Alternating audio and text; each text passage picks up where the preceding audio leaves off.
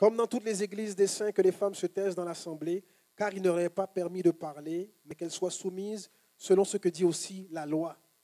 Si elles veulent s'instruire sur quelque chose, qu'elles interrogent leur mari à la maison, car il est malséant à une femme de parler dans l'église.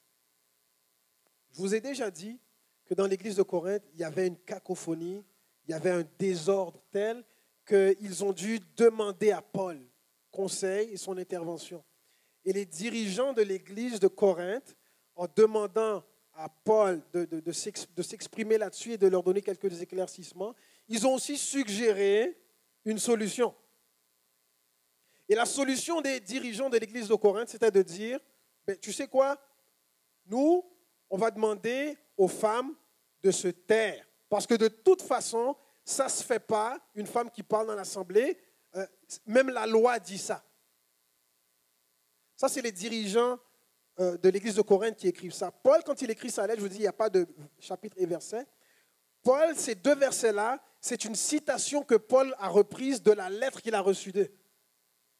C'est comme si Paul disait, bon, dans votre lettre, vous m'avez dit que les femmes se taisent, il ne leur est pas permis d'y parler, c'est malséant, comme le dit aussi la loi. Voici ce que Paul dit. Vous m'avez dit ça dans votre lettre. Et on sait que ce n'est pas venu de Dieu une telle parole parce que l'Ancien Testament contredit largement ce petit verset-là, ce petit bout de texte-là. Et aussi, on le sait parce que cette citation-là dit que les femmes doivent se taire comme le veut la loi. De quelle loi est-ce qu'il parle? Les Corinthiens sont dans le monde qu'on appelle gréco-romain. Okay? Quelqu'un a lu tout l'Ancien Testament? Oui?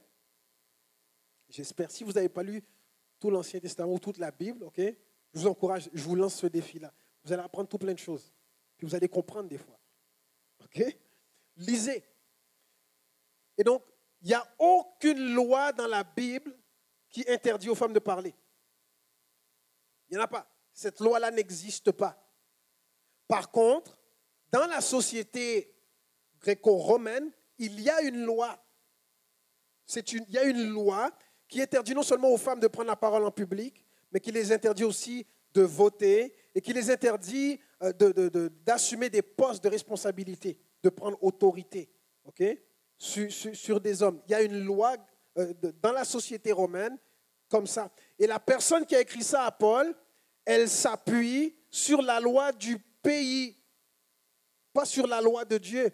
Je vous ai dit déjà au début que les Corinthiens, ils étaient nouveaux dans la foi. Ils connaissent pas, il y a plein de choses qu'ils ne connaissent pas, ils n'ont pas la maturité. Et donc, comme ils n'ont pas la maturité, qu'est-ce qui se passe? Ils font rentrer leur culture dans l'Église. Mais la loi dit que la femme doit se taire de toute façon. Fait qu'on va rentrer ça aussi dans l'Église. C'est notre culture qui est comme ça. Dans notre société, une femme doit se taire. Dans notre société, c'est malséant pour une femme de parler. Dans la société qui est la nôtre, la femme n'est pas l'égale de l'homme. Et donc, nous, on va prendre notre culture. Hein, on ne connaît pas la loi de Moïse, on n'a pas encore l'expérience, la maturité chrétienne, la maturité spirituelle. Et donc, nous, on va se rabattre sur notre culture pour résoudre un problème interne de l'Église. Vous voyez d'où ça vient maintenant? Et donc, qu'est-ce que Paul répond à ça? Donc, Paul, lui, il a une réponse à ça. Déjà, est-ce qu'on peut prendre notre culture pour dicter ce qui doit se passer dans l'Église ou non? On ne peut pas. Paul a déjà dit aux Romains, dans Romains 12, verset 2, « Ne vous conformez pas au siècle présent, mais soyez transformés par le renouvellement de l'intelligence, afin de discerner quelle est la volonté de Dieu. » Donc, eux, ils ont cherché la volonté de Dieu dans leur culture. Mais Paul dit non, tu ne dois pas te conformer au siècle présent. Ce qui se passe dans ta société, ce n'est pas comme ça que ça doit marcher nécessairement dans l'Église. Dans votre société, la femme est inférieure à l'homme. Dans votre société, la femme n'a pas le droit de parole. Dans votre société, la femme a besoin de la permission de son mari pour exister. Mais dans la maison de Dieu, dans l'Évangile, dans le royaume de Dieu, ça ne marche pas comme ça. D'ailleurs, dans la société romaine, le mari avait droit de vie ou de mort sur son épouse. Elle était sa propriété. Elle lui appartenait comme un objet. OK? Si vous avez vu les 10 commandements avec Moïse, Charlton Heston. Il y a cette scène où le pharaon, il n'est pas encore pharaon, mais il parle à une femme, il est en train de la courtiser, ok? Il la crouse, puis il dit, un jour tu vas m'appartenir. Puis elle dit, non, non, je ne vais jamais t'appartenir. Elle dit ça parce qu'elle aimait Moïse. Puis lui, il répond, non, non, tu vas m'appartenir un jour, comme mon cheval, comme mon chien, comme mon faucon. Tu vas être à moi. Et donc, il y a cette mentalité-là. Dans la société gréco-romaine, la femme est un objet. Et donc, imaginez-vous la surprise quand Paul écrit à Éphèse, dans Éphésiens 5, 25, et il dit, femmes, soyez soumises à vos maris.